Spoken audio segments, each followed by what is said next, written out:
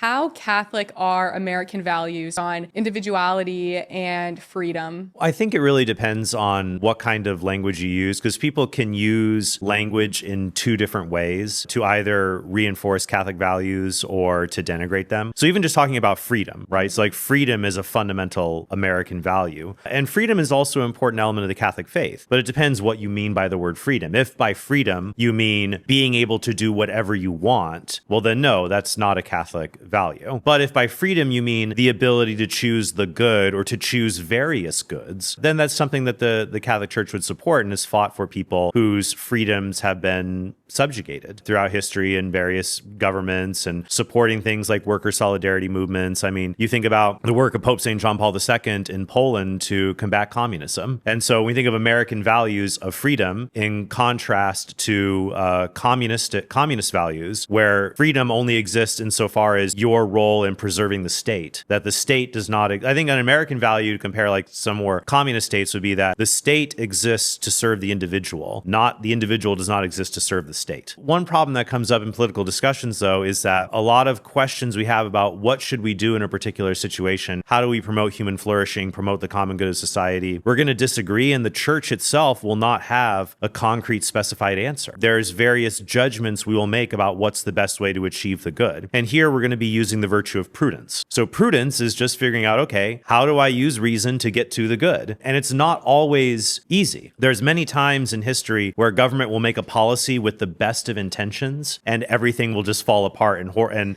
there'll be worse things that will happen. There's an apocryphal story in India where there was a bunch of cobras and they want to get rid of the cobras. So what do? Oh, we're just going to pay people 50 rupees for every cobra you catch. And that seems right. Okay, then we'll get rid of all the cobras and that's a good policy. Well, what happens? Oh, there's more cobras now because people realize it's cheaper to farm and breed cobras and turn them in for the money instead of catching wild ones. So then when they rescind the fine, then the bred cobras are released into the wild. So that's why we have to discern and discuss these things and be open to discussion, even if someone has good intentions. Because I think a lot of people think, oh, my political opponent, they're just horrible and want to wreck things. I don't know, maybe. But I think a lot of times people have good intentions, but they have not fully thought through the consequences of their policies. And we have to discuss and debate that as Catholics and really as anybody in this.